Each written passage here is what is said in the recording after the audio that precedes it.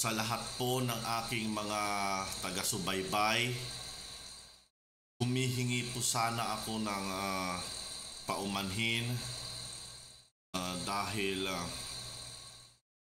joke, joke, joke! Dahil nandito na naman si Yawa para maghasik ng mainit, bumabaga at kumukulong balita na dito nyo lang maririnig at wala sa mga bayarang tagapagbalita.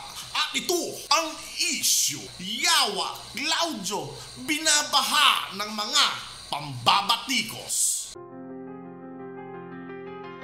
Serbisyong hindi pinagkakatiwalaan. Balita walang katotohanan. Balita pinagtatawanan. Ito ang Yawa Balita. At ito ang inyong anchorman. Walang kinikilingan, walang kinatatakutan. May sayad lang. Yawa Claudio. Basta balita, Yawa! Mga kayawa, lalo na sa mga matagal nang nakasubaybay sa akin at mas lalo pa sa mga tunay at personal na nakakakilala sa akin, bago ko talakayin ang issue, ay nais ko munang sagutin ang isa sa mga basher na buong sipag kung tirahin ako.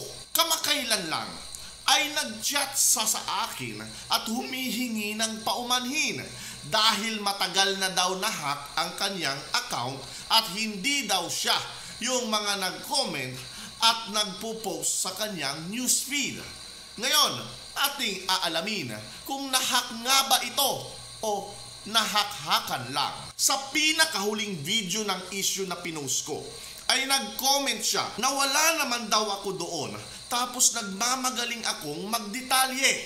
Kung ibabalik ko ang tanong, paano din ba nadidetalye ng mga investigador at ng mga abogado ang isang pangyayari kung wala naman sila doon? Normal, nadidetalye ko ang mga pangyayari dahil merong mga ebidensya na nagdidetalye ng mga pangyayari. Huwag sanang puro usok ang laman ng utak. Lagyan din ng kunting kaalaman. Sa kanyang mga post din ay pinaparinggan ako ng mga ganito. Ang ganda daw ng frontline ng mga video ko with matching fraternity shirt without knowing na kolorom ako. As in WTF. Matindi ang grasa mo sa utak. Ito pa, pag nag-apila daw ako na hindi ako isang koloro, ay mamimigay siya ng free tato. Opo, libreng tato. As in, inihambing pa talaga sa pinamimigay kong free ice cream sa plaza yung kanyang free tato. Hindi mo ba naiisip o sadyang wala kang utak na halos lahat ng matatanda at bata ay napasaya ko sa libreng ice cream na yan kapag Pasko? Pero yung libreng tato mo, sino ang napasaya mo? At sasabihin ko sa'yo, kahit libre pa yung tato mo, hindi ako magpapatato sa'yo. Dahil mas di hamak naman na magaling ang tato artist ko. Gawang mansangab to boy, hindi gawang bato. At kung usaping kolorom lang naman, itatak mo sa utak mo ng magkaalaman. Ang kolorum na ito na minamaliit mo, maliban sa free ice cream na sinasabi mo, nakapaglinis na din ako ng ilog. Nakapagbigay na rin akong tulong sa mga ate. Nakapagbigay din ng tulong noong pandemic sa iba't ibang barangay. Nag-ayos ng waiting shed. Nagpakain sa mga bata. Nag-abot ng tulong sa mga paaralan at nag-abot ng tulong sa mga frontliners. Baliban pa dyan ang iba't ibang aktibidad ng pagtulong na hindi dokumentado at hindi ko pinapaalam.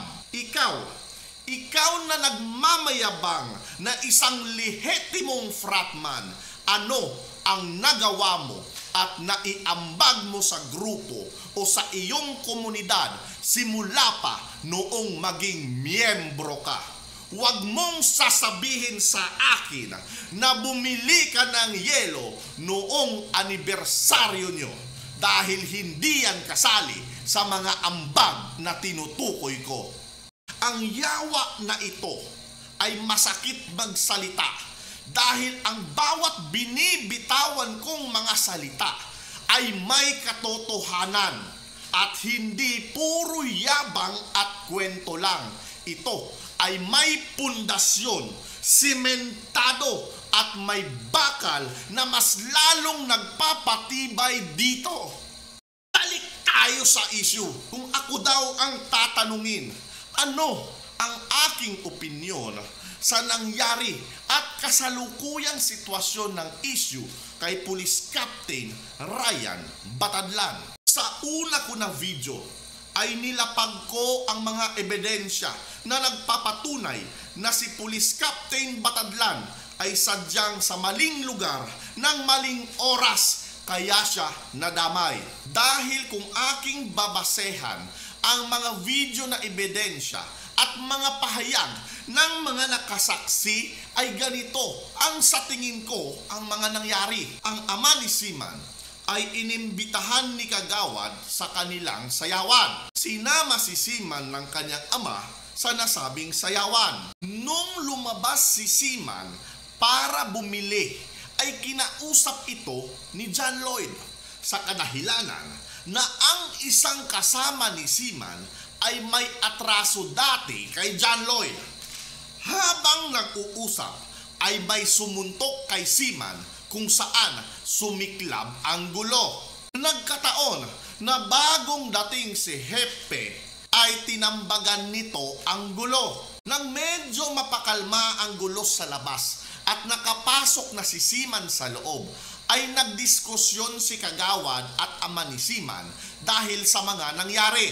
Pumasok si Hepe at pumagitna sa diskusyon. Lingid sa kaalaman nilang lahat na nasa likuran lang nila, ay sinuntok ulit si Seaman kung saan nga ay natumba pa ito sa may speaker. Hindi ito napansin ni Kagawad dahil busy din siya sa sarili nilang kumusyon kung saan makikita nga sa video na ito na umaawat si Hepe at meron namang ginawang ganito si Kagawad.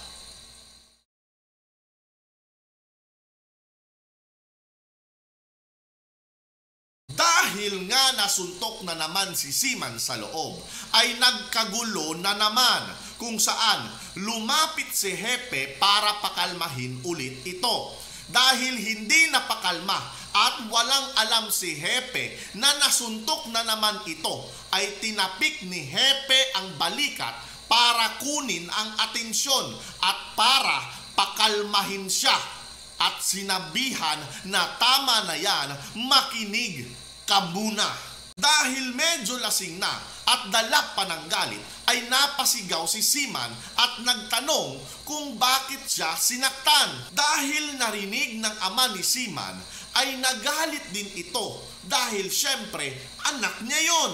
Ang intensyon sana para pakalmahin lang ang bata ay nabigyan ng maling pagkaunawa at hindi pagkakaintindihan. Hindi natin sila masisi dahil mainit pa ang mga pangyayari at naging kulang sa komunikasyon at magulo ang paligid. Doon nga ay hinila na si Hepe palabas dahil sa marami ang may hawak sa kanya at iba't ibang direksyon ang mga humihila, ay normal na matumba-tumba ka dahil nawawala ang balanse mo dahil iba't ibang direksyon ang humihila sa'yo. Dagdagan pa na nagpupumiglas ka dahil nagtataka ka kung bakit kanila hinihila, pulis ka na umaawat lang naman. Kinaumagahan Nang sumiklab ang balita sa social media at napabalita sa lugar na kadugo ni Kagawad ang nagsimula ng gulo, ay agad si Kagawad naglabas ng post para i-deny ito. Nagpatawag ng media at nilinis ang pangalan at si Hepe ang naging sangkalan, misdirection at naging diversion. Nagpatibay pa sa kanyang salaysay ang nag-iisang video na hinihila si Hepe na parang lasing at may caption na Hepe ng bata nagmaoy dahil sa selos. Pero kung titingnan ang ibang mga video, makikita na tuwid ang lakad ni Hepe habang umaawat sa kaguluhan. Kahit doon sa labas ng pauwi na, pagkatapos siyang hilahin palabas ng mga tao, ay tuwid na tuwid ang kanyang lakad at ibang-iba doon sa videong hinihila siya. Kung hindi pantay ang lakad niya nung hila-hila siya, bakit biglang naging tuwid nung binitawan na siya? Pero sa tingin ko, sa nangyaring ito ay may kakulangan din si Hepe.